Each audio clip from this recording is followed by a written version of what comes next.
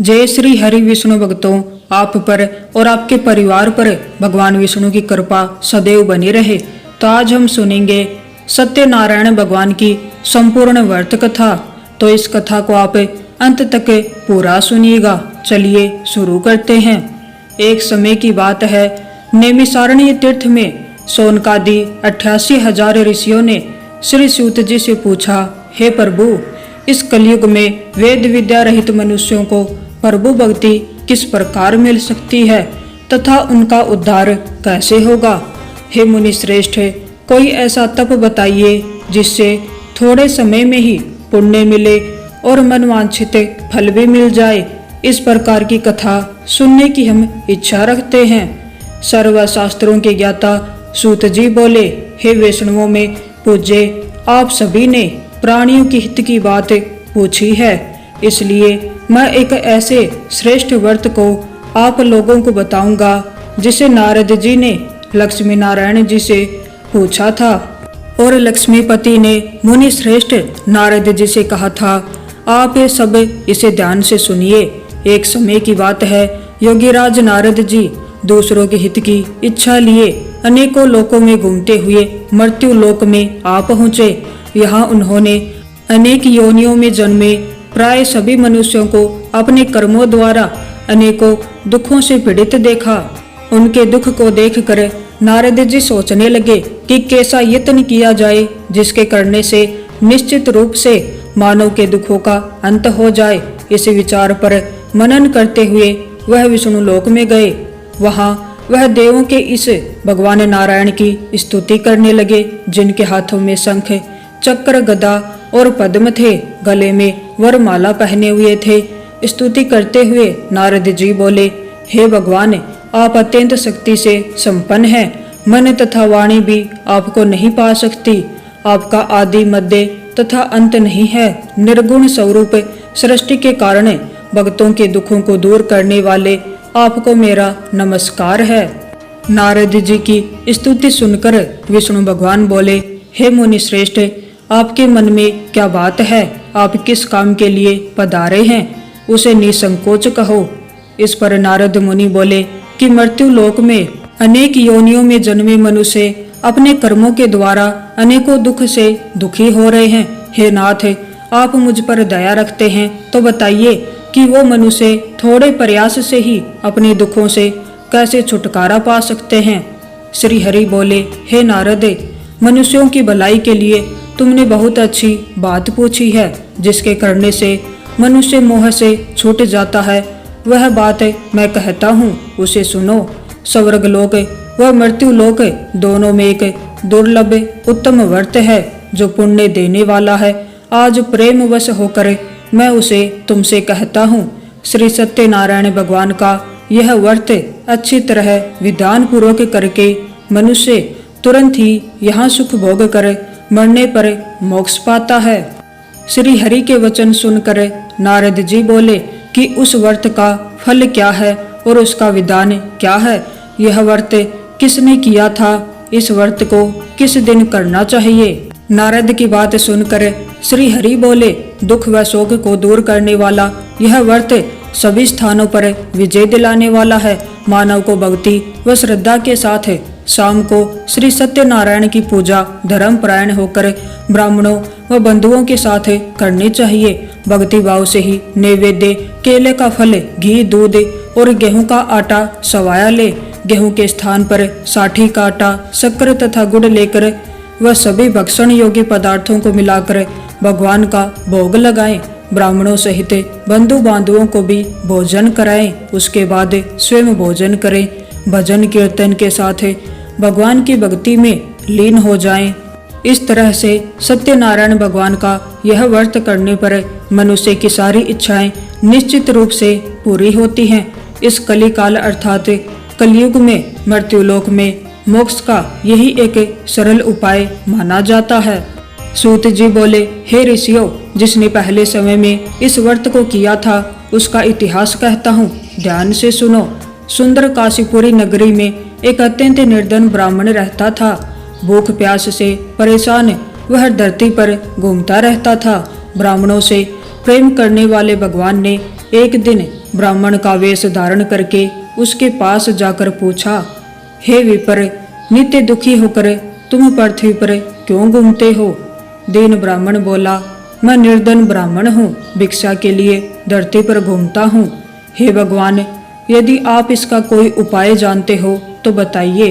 वृद्ध ब्राह्मण कहता है कि सत्यनारायण भगवान मनोवांछित फल देने वाले हैं, इसलिए तुम उनका पूजन करो। उनका पूजन करने से सभी समस्याएं दूर हो जाती हैं। वृद्ध ब्राह्मण बनकर आए सत्यनारायण भगवान उस निर्धन ब्राह्मण को व्रत का सारा विधान बताकर अंतर्ध्यान हो गए। ब्राह्मण मन ही मन सोचने लगा कि जिस व्रत को वृद्ध ब्राह्मण करने को कहा गया है मैं उसे जरूर करूंगा। यह निश्चय करने के बाद उसे रात में नींद नहीं आई। वह सवेरे उठकर सत्यनारायण भगवान के व्रत का निश्चय कर भिक्षा के लिए चला गया। उस दिन निर्धन ब्राह्मण को भिक्षा में बहुत धन मिला, जिससे उसने बंधु बांधुओं के साथ मिलकर श्री सत्यनारायण भगवान का व्रत संपन्न किया। भगवान सत्यनारायण का व्रत संपन्न करने के बाद वह निर्धन ब्राह्मण सभी दुखों से छूट गया और अनेक प्रकार की संपत्तियों से युक्त हो गया। उसी समय से यह ब्राह्मण हर माह इस व्रत को करने लगा। इस तरह से सत्यनारायण भगवान के व्रत को जो मनुष्य करेगा वह सभी प्रकार के पापों से छूटकर मोक्ष को प्राप्त होगा। सूत जी बोले कि इस तरह से नारद जी से नारायण जी का कहा हुआ श्री सत्यनारायण व्रत को मैंने तुमसे कहा।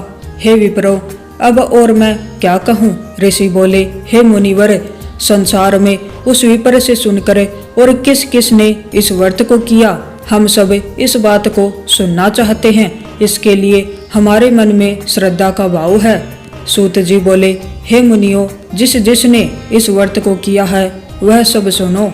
एक समय वही विपर धन व ऐश्वर्य के अनुसार अपने बंधु बांधुओं के साथ इस व्रत को करने को तैयार हुआ। उसी समय एक लकड़ी बेचने वाला बूढ़ा आदमी आ गया और लकड़ियां बाहर रखकर ब्राह्मण के घर अंदर गया। प्यास से दुखी वह लकड़हारा उनको व्रत करते देखकर विपर को नमस्कार करके पूछने लगा कि आप यह क्या कर रहे हैं तथा इसे करने से क्या फल मिलेगा, कृपा मुझे भी बताइए। ब्राह्मण ने कहा कि सब मनोकामनाओं को पूरा करने वाला यह सत्यनारायण भगवान का व्रत है। इनकी कृपा से ही मेरे घर में धन दाने आदि की वृद्धि हुई है। विपर से सत्यनारायण व्रत के बारे में जानकर लकड़हारा बहुत प्रसन्न हुआ। चरणामृत लेकर वह प्रसाद खाने के बाद वह अपने घर गया। लकड़हारे ने अपने मन में संकल्प किया कि आज लकड़ी बेचने से जो धन मिलेगा उसी से श्री सत्यनारायण भगवान का उत्तम व्रत करूंगा। मन में इस विचार को लेकर बूढ़ा आदमी सिर पर लकड़ियां रखकर उस नगर में लकड़ियां बेचने गया जहां पर धनी लोग रहते थे। उस नगर में उसे अपनी लकड़ियों का दाम पहले से 4 गुना अधिक मिलता है। बूढ़ा प्रसन्नता के साथ दाम लेकर केले, शक्कर, घी, दूध, दही और गेहूं का आटा लेकर के सत्यनारायण भगवान के व्रत की अन्य सामग्रियां लेकर के अपने घर गया। वहां उसने अपने बंधु बांधुओं को बुलाकर विधि विधान से सत्यनारायण भगवान का पूजन और व्रत किया। इस व्रत के प्रभाव से वह बूढ़ा लकड़हारा धन, पुत्र आदि से युक्त होकर संसार के समस्त सुख भोग कर अंत काल में वैकुंठ धाम चला गया। सूत जी बोले, हे श्रेष्ठ मुनियों, अब आगे की कथा कहता हूँ। पहले समय में उल्का मुख नाम का एक बुद्धिमान राजा था। वह सत्यवक्ता और जितेंद्रिय था। प्रतिदिन देव स्थानों पर जाता और निर्धनों को धन देकर उनके कष्ट दूर करता था। उसकी पत्नी कमल के समान मुख वाली तथा सती साध्वी थी। भद्रशिला नदी के तट पर उन दोनों ने श्री सत्यनारायण भगवान का व्रत किया। उसी समय साधु नाम का एक वेश्य आया। उसके पास व्यापार करने के लिए बहुत सा धन भी था। राजा को व्रत करते देखकर वह विनय के साथ पूछने लगा, हे राजन, भक्ति भाव से पूर्ण होकर आप यह क्या कर रहे हैं? मैं सुनने की इच्छा रखता हूँ, तो आप मुझे बताइए। राजा बोला, हे साधु, अपने बंधु बांधुओं के साथ पुत्र आदि की प्राप्ति के लिए एक महाशक्तिमान श्री सत्यनारायण भगवान का व्रत व पूजन कर रहा हूँ। राजा के वचन सुन साधु आदर से बोला, हे राजन, मुझे इस व्रत का सारा विधान कहिए। आपके कथन अनुसार मैं भी इस व्रत को करूंगा। मेरी भी संतान नहीं है और इस व्रत को करने से निश्चित रूप से मुझे संतान की प्राप्ति होगी। राजा से इस व्रत का सारा विधान सुनकर व्यापार से निवृत्त होकर वह अपने घर गया। साधु वैश्य ने अपनी पत्नी को संतान देने वाले इस व्रत का वर्णन कह सुनाया और कहा कि जब मेरी संतान होगी तब मैं इस व्रत को करूंगा। साधु के इस तरह के वचन अपनी पत्नी लीलावती से कहे। श्री सत्यनारायण भगवान की कृपा से 10 महीने के बाद में उसे एक सुंदर कन्या की प्राप्ति हुई। दिनों दिन वह कन्या ऐसे बढ़ने लगी जैसे कि शुक्ल पक्ष का चंद्रमा बढ़ता है। माता पिता ने अपनी कन्या का नाम कलावती रखा। एक दिन लीलावती ने मीठे शब्दों में अपने पति को याद दिलाया कि आपने सत्यनारायण भगवान के जिस व्रत को करने का संकल्प किया था उसे करने का समय आ गया है। आप इस व्रत को करिए। साधु बोला कि हे प्रिय, इस व्रत को मैं उसके विवाह पर करूंगा। इस प्रकार अपनी पत्नी को आश्वासन देकर वह नगर को चला गया। कलावती पिता के घर में रहकर दिनों दिन बड़ी होने लगी। साधु ने एक बार नगर में अपनी कन्या को सखियों के साथ देखा तो तुरंत ही दूत को बुलाया और कहा कि मेरी कन्या के योग्य वर देख कर आओ। साधु की बात सुनकर दूत कंचन नगर में पहुंचा और वहां देखभाल करके लड़की के योग्य वाणिक पुत्र को ले आया। सुयोग्य लड़के को देखकर साधु ने बंधु बांधवों को बुलाकर अपनी पुत्री का विवाह कर दिया। लेकिन दुर्भाग्य की बात यह है कि साधु ने अभी भी श्री सत्यनारायण भगवान का व्रत नहीं किया। इस पर श्री भगवान क्रोधित हो गए और श्राप दिया कि साधु को अत्यधिक दुख मिले। अपने कार्य में कुशल साधु बनिया जमाई को लेकर समुद्र के पास स्थित होकर रत्नासारपुर नगर में गया। वहां जाकर दामाद ससुर दोनों ने मिलकर चंद्रकेतु राजा के नगर में व्यापार करना आरंभ कर दिया। एक दिन भगवान सत्यनारायण की माया से एक चोर राजा का धन चुराकर भाग रहा था। उसने राजा के सिपाहियों को अपना पीछा करते देख चुराया हुआ धन वहां रख दिया जहां साधु अपने जमाई के साथ ठहरा हुआ था। राजा के सिपाहियों ने साधु वैश्य के पास राजा का धन देखा तो वह ससुर जमाई दोनों को बांधकर प्रसन्नता से राजा के पास ले गए और कहा कि उन दोनों चोरों को हम पकड़ लाए हैं, आप आगे की कार्यवाही की आज्ञा दें। राजा की आज्ञा से उन दोनों को कठिन कारावास में डाल दिया गया और उनका सारा धन भी उनसे छीन लिया गया। श्री सत्यनारायण भगवान के श्राप से साधु की पत्नी भी बहुत दुखी हुई। घर में जो धन रखा था उसे चोर चुरा ले गए। शारीरिक तथा मानसिक पीड़ा व भूख प्यास से अति दुखी होकर अन्न की चिंता में कलावती एक ब्राह्मण के घर गई। वहां उसने श्री सत्यनारायण भगवान का व्रत होते देखा। फिर कथा भी सुनी। वह प्रसाद ग्रहण करके रात को घर वापस आई। माता ने कलावती से पूछा कि पुत्री, तुम अब तक कहाँ थी? कलावती ने अपनी माता से कहा, हे माता, मैंने एक ब्राह्मण के घर में श्री सत्यनारायण भगवान का व्रत देखा है। कन्या के वचन सुनकर लीलावती भगवान के पूजन की तैयारी करने लगी। लीलावती ने परिवार व बंधुओं सहित सत्यनारायण भगवान का पूजन किया और उनसे वर मांगा कि मेरे पति तथा जमाई शीघ्र घर आ जाएं। साथ ही यह भी प्रार्थना की कि हम सबका अपराध क्षमा करें। श्री सत्यनारायण भगवान इस व्रत से संतुष्ट हो गए और राजा चंद्रकेतु को सपने में दर्शन देकर कहा, हे राजन, तुम उन दोनों वेश्यों को छोड़ दो और तुमने उनका जो धन लिया है उसे वापस कर दो। अगर तुमने ऐसा नहीं किया तो मैं तुम्हारी धन संपदा सभी नष्ट कर दूंगा। ऐसा कहकर भगवान अंतर्ध्यान हो गए। प्रातःकाल सभा में राजा ने अपना सपना सुनाया। फिर बोले कि बणिक पुत्रों को कैद से मुक्त करके सभा में लाओ। दोनों ने आते ही राजा को प्रणाम किया। राजा मीठी वाणी में बोला, हे महाअनुभव, भाग्यवश ऐसा कठिन दुख तुम्हें प्राप्त हुआ है, लेकिन अब तुम्हें कोई भय नहीं है। ऐसा कहकर राजा ने उन दोनों को नए वस्त्र आभूषण भी पहनाए और जितना धन उनका लिया था उससे दुगना धन वापस कर दिया। दोनों वैसे अपने घर को चल दिए। सूत जी बोले, वैश्य ने मंगल आचार करके अपनी यात्रा आरंभ की और अपने नगर की ओर चल दिया। उनके थोड़ी दूर जाने पर एक दंडी वेशधारी श्री सत्यनारायण ने उनसे पूछा, हे साधु, तेरी नाव में क्या है? अभिवाणी वणिक हंसता हुआ बोला, हे दंडी, आप क्यों पूछते हो? क्या धन लेने की इच्छा है? मेरी नाव में तो बेल व पत्ते भरे हुए हैं। वैसे के कठोर वचन सुनकर भगवान बोले, तुम्हारा वचन सत्य हो।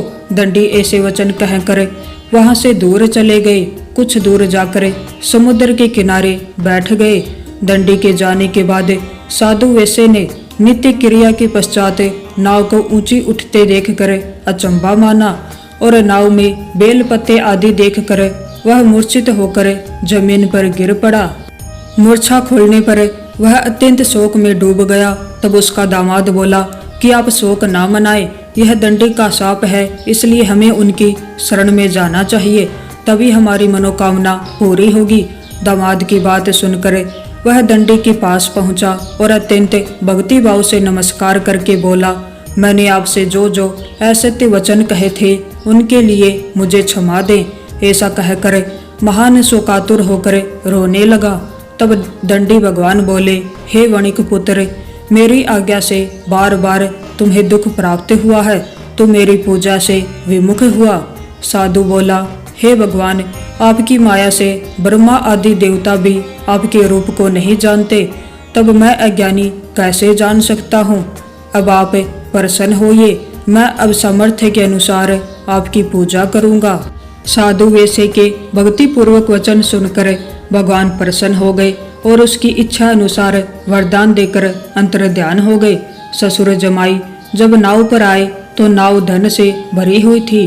फिर वही अपने साथियों के साथ सत्यनारायण भगवान का पूजन करके अपने नगर को चल दिए। जब नगर के नजदीक पहुँचे तो दूत को घर पर खबर करने के लिए भेज दिया।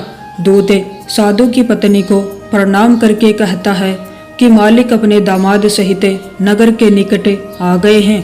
दूत की बात सुनकर साधु की पत्नी लीलावती ने बड़े हर्ष के साथ सत्यनारायण भगवान का पूजन करके अपनी पुत्री कलावती से कहा कि मैं अपने पति के दर्शन को जाती हूँ, तू कार्य पूर्ण करके शीघ्र आना। माता के ऐसे वचन सुनकर कलावती जल्दी में प्रसाद छोड़कर अपने पति के पास चली गई। प्रसाद की अवज्ञा के कारण श्री सत्यनारायण भगवान रुष्ट हो गए और नाव सहित उसके पति को पानी में डुबो दिया। कलावती अपने पति को वहां न पाकर रोती हुई जमीन पर गिर गई। नाव को डूबा हुआ देखकर वह कन्या को रोता देखे साधु दुखी होकर बोला कि हे प्रभु, मुझसे तथा मेरे परिवार से जो भूल हुई है उसे क्षमा करें। साधु के दीन वचन सुनकर श्री सत्यनारायण भगवान प्रसन्न हो गए और आकाशवाणी हुई, हे साधु, तेरी कन्या मेरे प्रसाद को छोड़कर आई है, इसलिए उसका पति अदृश्य हो गया है। यदि वह घर जाकर प्रसाद खाकर लौटती है तो इसे इसका पति अवश्य मिलेगा। ऐसी आकाशवाणी सुनकर कलावती घर पहुंचकर प्रसाद ग्रहण करती है और फिर आकर अपने पति के दर्शन करती है। उसके बाद साधु अपने बंधु बांधवों सहित श्री सत्यनारायण भगवान का विधि विधान से पूजन करता है तथा इस लोक में सुख भोग कर अंत में स्वर्ग को जाता है। सूत जी बोले, हे ऋषियों, मैं और भी एक कथा सुनाता हूँ, उसे भी ध्यान पूर्वक सुनो। प्रजा पालन में लीन तुंगध्वज नाम का एक राजा था। उसने भी भगवान का प्रसाद त्याग कर बहुत ही दुख भोगा। एक बार वन में जाकर वन्य पशुओं को मारकर वह बड़ के पेड़ के नीचे आया। वहां उसने ग्वालों को भक्ति भाव से अपने बंधुओं सहित सत्यनारायण भगवान का पूजन करते देखा। अभिमानवश राजा ने उन्हें देखकर भी पूजा स्थान पर जाने की चेष्टा नहीं की और न ही भगवान को नमस्कार किया। ग्वालों ने राजा को प्रसाद दिया, लेकिन उसने वह प्रसाद नहीं खाया और प्रसाद को वहीं छोड़कर वह अपने नगर को चला गया। जब वह नगर में पहुंचा तो वहां सब कुछ तहस नहस हुआ पाया, तो वह शीघ्र ही समझ गया कि यह सब भगवान ने किया है। वह दोबारा ग्वालों के पास पहुंचा और विधि पूर्वक पूजा करके प्रसाद खाया तो श्री सत्यनारायण भगवान की कृपा से सब कुछ पहले जैसा हो गया।